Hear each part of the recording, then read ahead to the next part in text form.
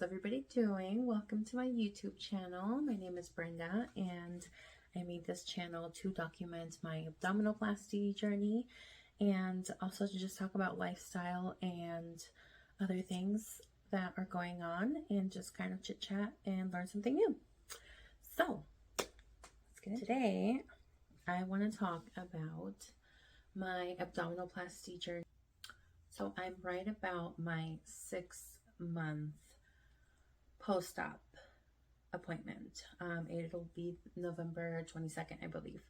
And that's when I'm going to go in and the doctor's going to see everything. And he did tell me the last time that I went in that he's willing to fix whatever might not have come out the way that I was expecting it to, which would be, and I'll show you in just a minute, there's like this little part that kind of sticks out on my left hip, and that he said that he would fix. I'm not sure how he would fix it because it really sticks out, and I think that he would maybe probably have to cut again, but I'm not sure.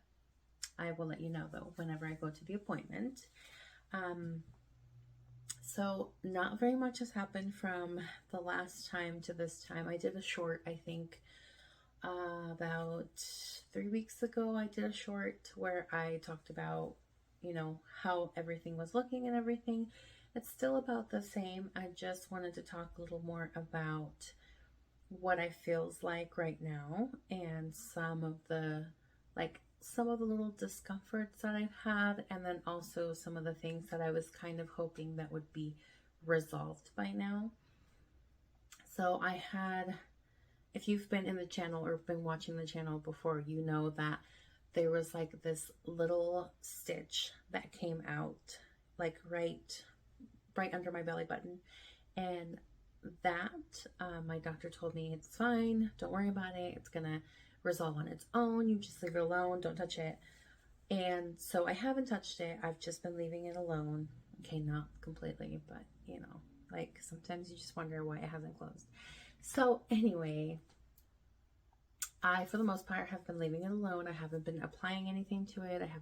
I was hoping that by now it would be completely gone and I wouldn't have that little hole and it would be all completely resolved, and it hasn't been. So I'm not too worried about it for a couple of reasons. The biggest reason is there's no sign of an infection. I don't have any pus, foul smell, anything that would indicate that, you know, I have a serious infection that I need to get it taken care of. So I've just kind of been leaving it alone, and as long as it's not bothering me, I've been leaving it. If it starts to bother me, then I guess I would go to the doctor and, you know, see what the next step is. But honestly, I want to say that it's been closing up like very slowly and slightly. Every once in a while I start feeling kind of like a sting in that area where that hole is, and I think it's the hole, like, you know, starting to close up. I think it's my body starting to close it up. Once I show it to you, you'll kind of understand, because there's like this little like dot in there that I think was from like liquid, like body fat that was coming out before, and it was just like a tiny bit. Like, it wasn't something that you would say, oh my gosh, she's leaking, but it was just like a little tiny amount that would sometimes come out every once in a while, and you know, it wasn't really noticeable. It wouldn't really stain anything or anything. It would just come out every once in a while, or sometimes like if I would take a shower, whenever I would get, you know, out of the shower, if I pressed on that area, it would actually, like, some water would actually come out from there. But, you know, besides that, nothing else has been bothering me. My incision line on the left side is actually a lot more sensitive than the one on the right side. Like, on the right side, it's pretty easy. I can touch it and it, like, I can barely feel anything. On the left side though, like, my son kicked me. He's 2, he's going through some issues. And so he was throwing this huge tantrum, you know, just the whole like blah, wailing. And so he kicked me and it hurt so bad.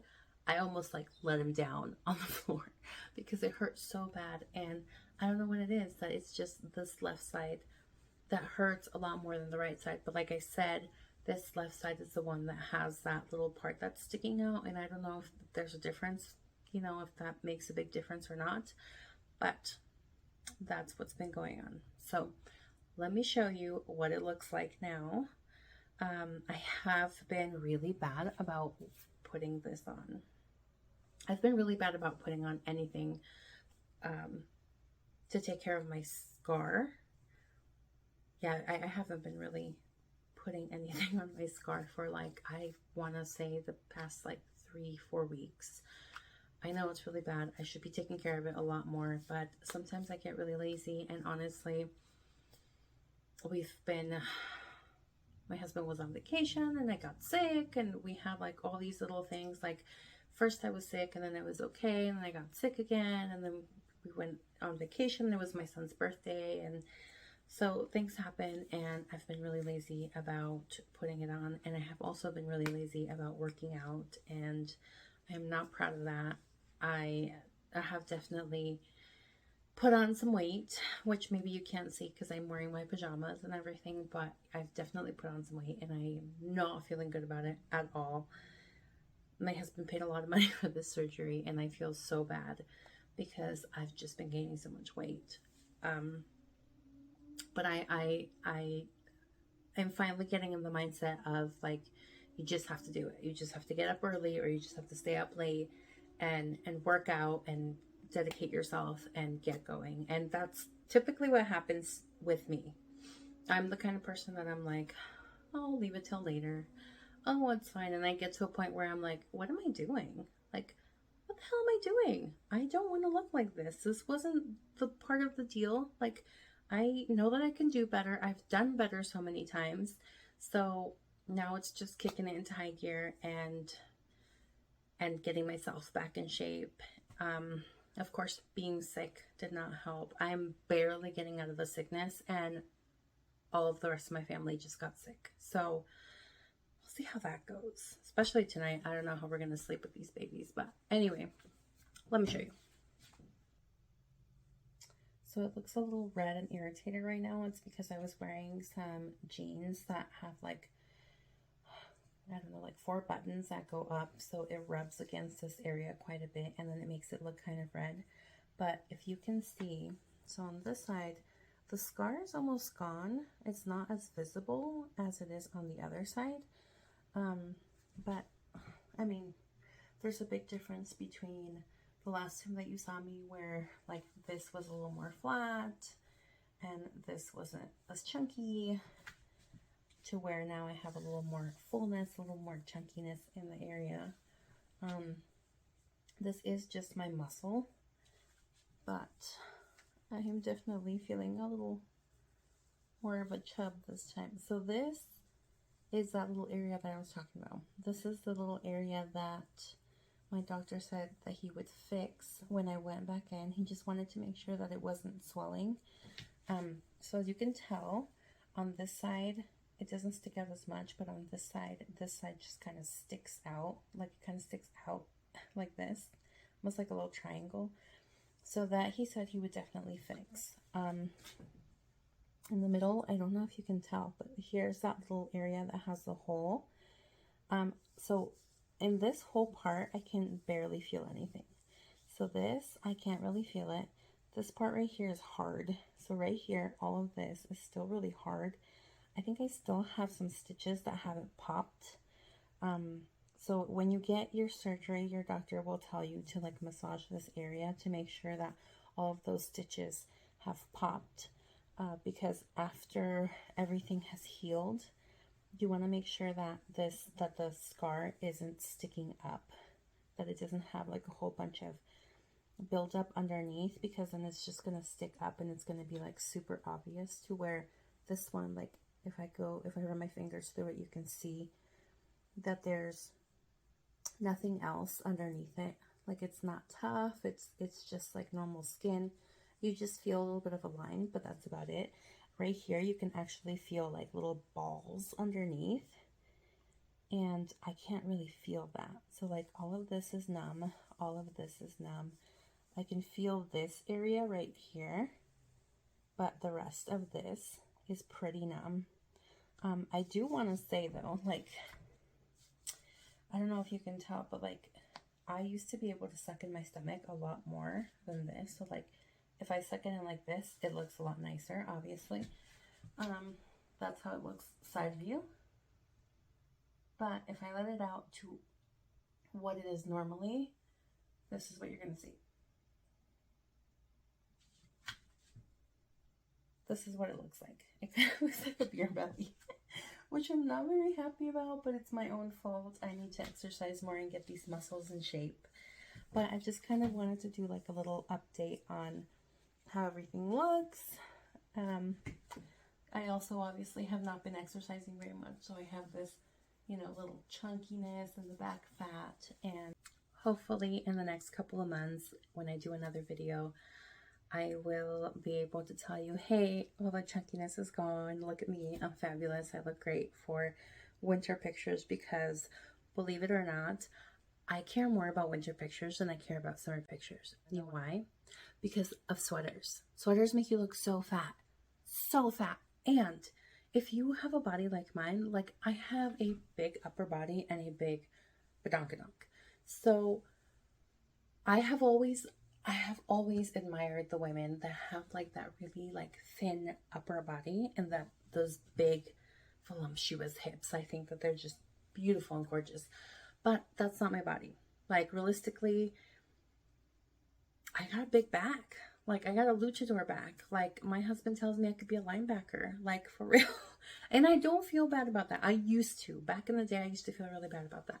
But I have a strong back. Like I don't feel bad about that. I just know that I need to work out, because being that I have the body that I have, and then adding some body fat to it just makes me look really swollen. And it makes me look, I believe it makes me look a lot more masculine, and I don't like that look. I want to look more feminine. I want to look more dainty, if you could put that word on there, I guess. There's not really a way to look dainty when you're like 5'9" and over 200 pounds.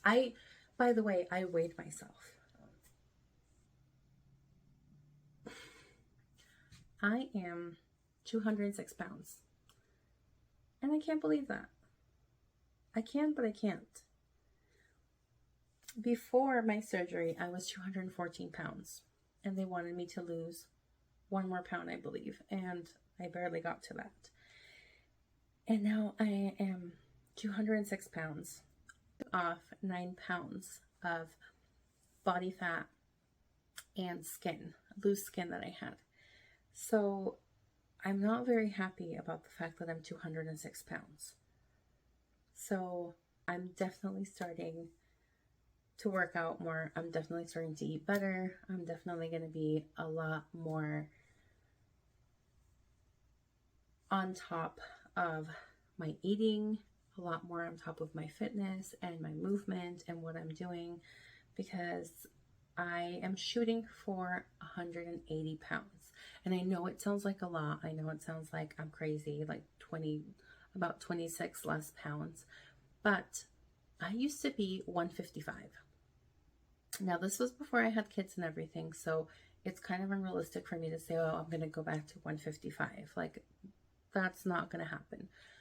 But I think that 180 is a healthy weight, being that I'm a tall woman, being that I am a full-figured woman. I consider myself a full-figured woman, and I want to keep myself full-figured. And I think that being at 180 would allow me to have the attributes that I have without having the extra body fat that I don't want. So that's my spiel. I hope you guys enjoyed this video. I am definitely looking forward to making more videos and showing you off, how much weight I lost, because I'm going to lose a lot of weight. And I will see you in the next video.